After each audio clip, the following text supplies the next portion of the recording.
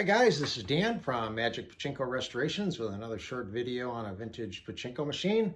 If you enjoy watching these videos, please consider subscribing. There's a link right down below that you can click on that says subscribe, and that'll let you know when I make new ones. I make a video of every pachinko machine that I restore, and then occasionally I'll make some how do you do these certain things for pachinko. So a lot of good information. MagicPachinkoRestorations.com is the website. There's a contact area there. So if you have any questions or would like to ask more about having your pachinko machine restored, that's where you want to go. Fill out a contact me area, leave your name, preferably your phone number, minimally your email, so I can get in touch with you, and then we'll see what we need to do for you. So today we're going to have one of my favorite machines, probably my all-time favorite machine. This is a 1974 Nishijin. It's a Model B, but it's one of the special electrics.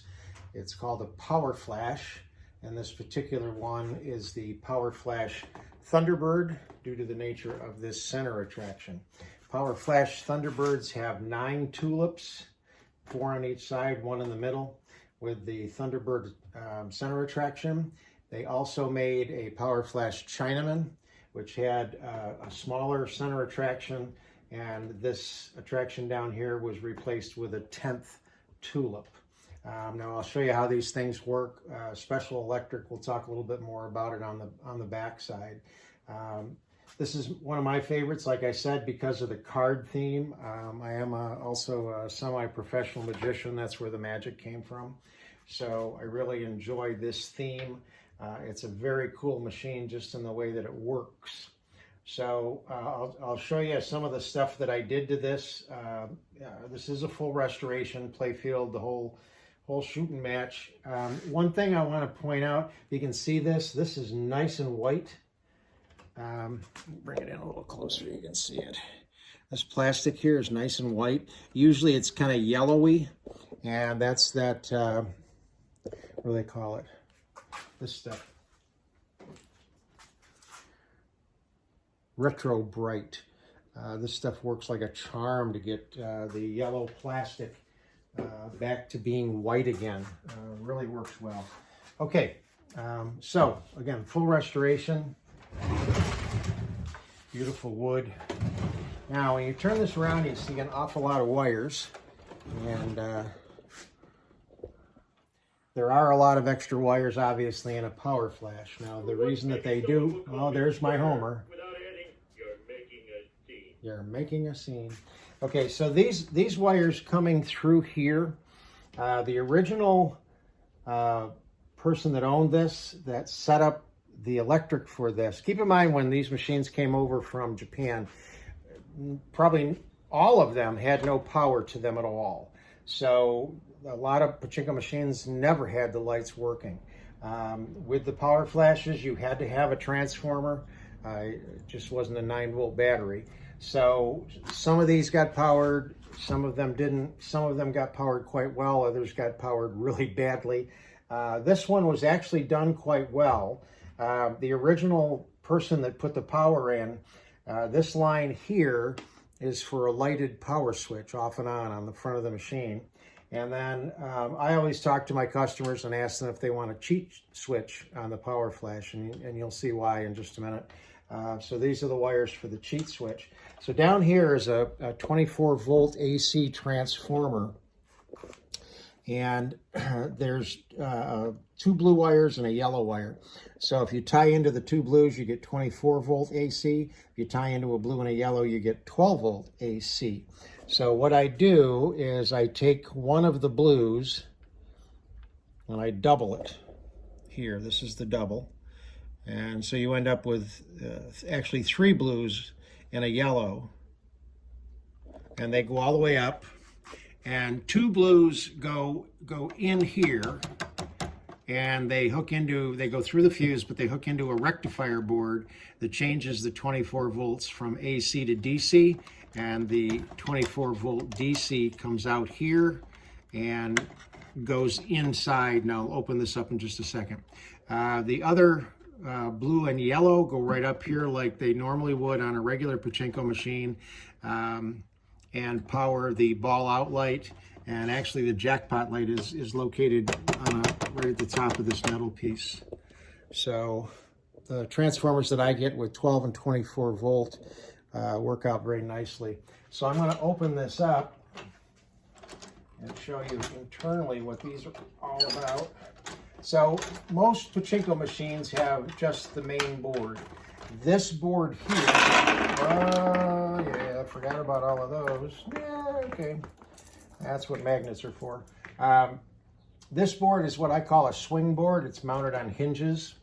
So when you open this up, I've got to be a little bit careful here because the wires are a tad short. So only swing this around like this. Okay, so now you can see in here. There are 4 solenoids and a relay in here. And this is the 24 volts that comes in and powers all of this. And these go down to the Thunderbird center attraction. This is the cheat switch wires.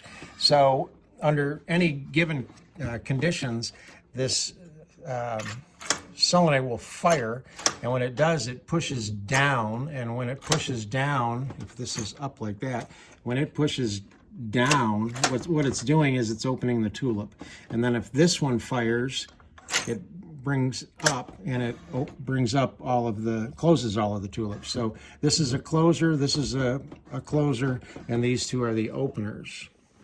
So it'll make a little more sense when we get it in action here. Okay, so this is the main board, like on a regular pachinko, and then all the nails and everything else are attached to it on the front side.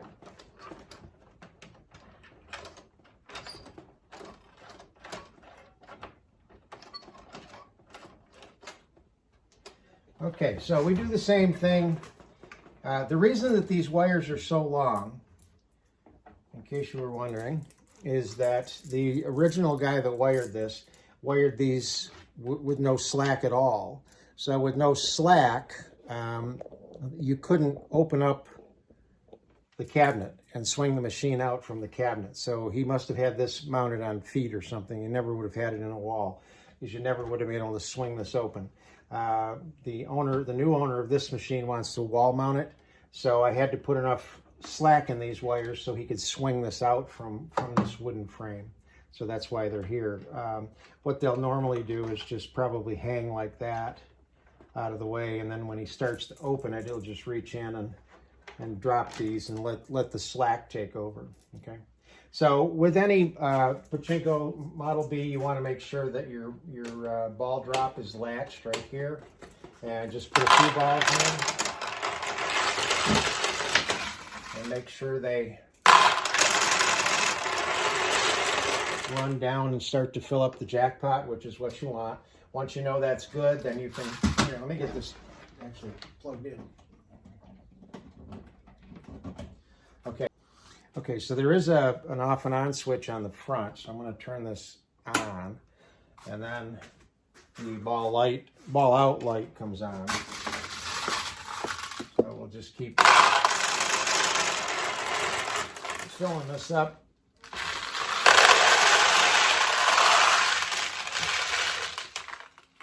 With a machine like this, you want to have at least 500 pachinko balls, because this machine will pay out a lot. So I'm going to put the rest in the front feed tray. Put this right here. And then the other thing you want to make sure is that your seesaw is up on an angle like this, not down like that. And you can change that by just pushing up on this little rod. So now it's up in the air instead of being down. So it's ready to play. And I just want to get it turned around here gently and make sure we don't screw on any of the wires. Okay. So with any pachinko, they should lean back a little bit, and again, this will be cabinet mounted. So I just put a couple of little screwdrivers there just to tip it back a little bit. So the way that a power flash works is if you get it in here, it will drop straight down, open the pink tulip, but it will also fire the 2 opening solenoids, and it will open the 4 tulips on each side. If you get it down through this, there's a micro switch in here that'll open these 4, and there's a micro switch here that'll open these 4. If you get a ball in either of the yellow tulips, the queens, it will close the corresponding tulips on each side. So now that they're open, I'm going to leave them open, and obviously you're going to see them win. But so here's the lighted off and on power switch that the original, well, one of the owners installed. So it's very easy to get it into the yellow tulips when they're open, and because I did, it closed them. So, of course, it's real easy. Okay. One other thing that I'll show you with a Power Flash, and I'll open it up and cheat it, is that if you get a ball in either of the kings, whether, well, it doesn't matter if they're open or closed, but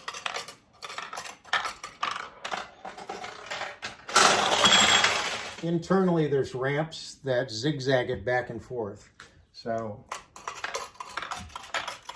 it'll open all 4 of the tulips on either side. Again, if you get it in a queen,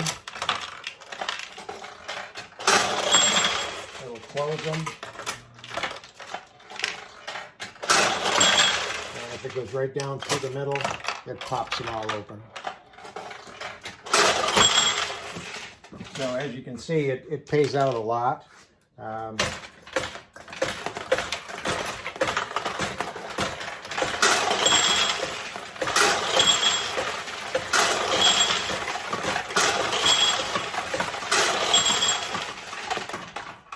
So, as I mentioned earlier, when I do Power Flashes, I always ask the new owners if they want a cheat switch. And this one does have a cheat switch. And the nice thing about the Nishijins is most Nishijins have that little bump of colored plastic there. I have no idea what its original intent was, if any, but they pop out nice relatively easily. And I've got these little push button switches that fit right in there.